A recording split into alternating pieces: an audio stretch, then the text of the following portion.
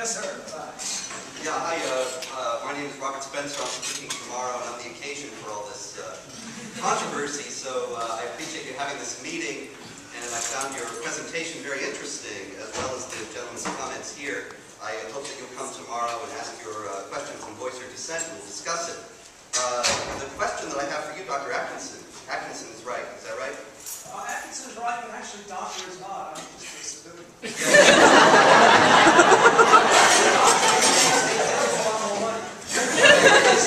I appreciate essentially what you presented was an argument from NICE, that we should be nice, and that it's very important to be nice, because otherwise, then people might be offended. Now, this creates a problem for me, personally, that maybe you can help me with, because when the freedom of speech is infringed or restricted, as for example, the Organization of the Islamic Conference is right now engaged in an ongoing campaign at the United Nations, as I'm sure you're aware, to compel Western states to criminalize criticism of Islam that they deem out of bounds, and thus to restrict free inquiry and free discussion on these things that would even include investigations of the motives and goals of terrorists in this regard. It offends me because I feel like it hurts my feelings, if you don't mind my venting a little bit about this. I find it very difficult to countenance that kind of thing, because I know that the freedom of speech is a fundamental bulwark against tyranny and against the being able to rule out. Hold on just a second. Being able to rule out.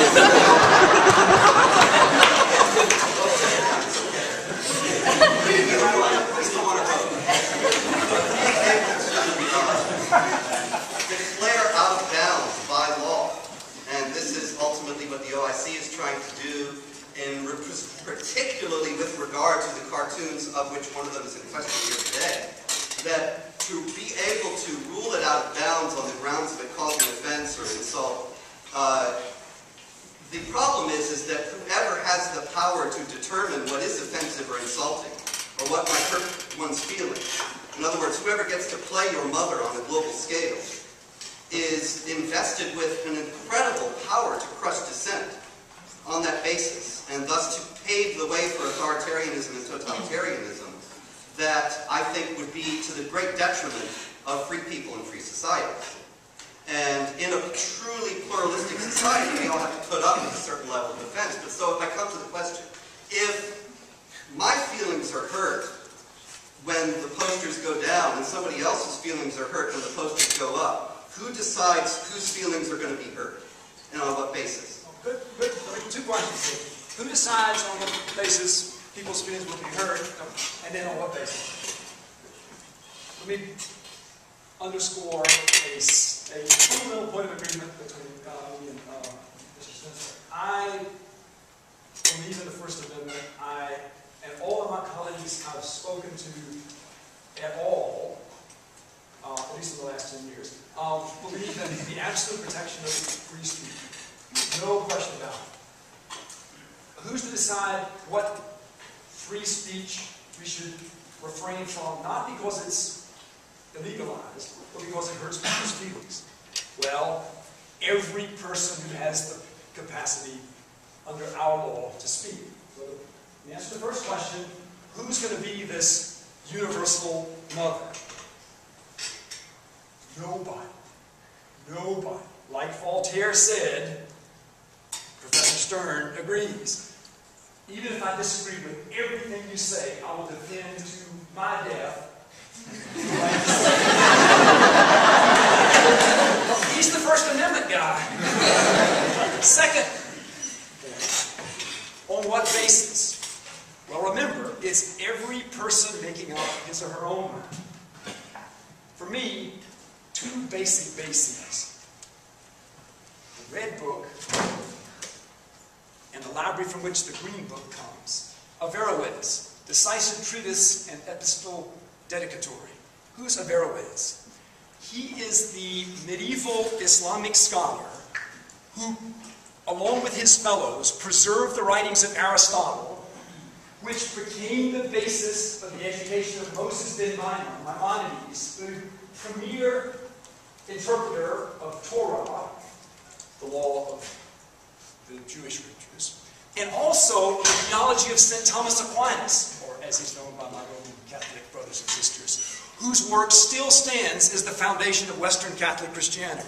So, how would I decide what hurts other people's feelings? I'd read the Bible and the scriptures of the other great Western religions, Judaism and Islam, and I would read the classics. I'd read Aristotle's Politics, I'd read Aristotle's Ethics. I would get my good friend Miriam Galston, PhD from Princeton, to share with me her treatise on Farabi's commentaries on Plato's greatest work. If you'll keep your question short, I'll be more than happy to take it now, or any other time you like. I don't want you to feel that we're cutting you off. Okay. I also don't want you to dominate now. Right. Okay. No, right. Yeah, fair enough. Fair enough. And Mr. Grimes' comment. Well, certainly everybody in this room is well within their rights to ask me, pressure me, whatever, to voluntarily take down or edit these posters. It does go against my rights when half of these flyers half of these approved flyers are unlawfully taken down and not replaced. That is a violation of my rights. And a potential violation of my rights when, when a group of you approach the deans and ask them to forcefully take down these flyers, which to their credit they did not.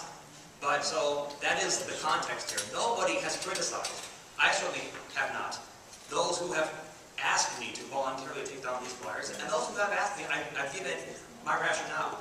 It is also, I think, a violation of common decency and morality to accuse me of racism or bigotry for having a different opinion than you do on the utility of these flyers and the message that I am trying to convey by them. And if you want to know what that message is, please feel free to ask me after. Tomorrow. So, two quick comments on that. One, it would be, I've told a number of my colleagues, my biggest concern here is that people not following my mother's strictures would be unkind to my friend, former student. And I'm guessing, if you'll remember our email exchanges earlier in the year where you asked me to speak about conservatism, and I said, no, Tesson is better, and I said, and by the way, save me for a discussion on Plato's greatest work. Don't let this stand between our One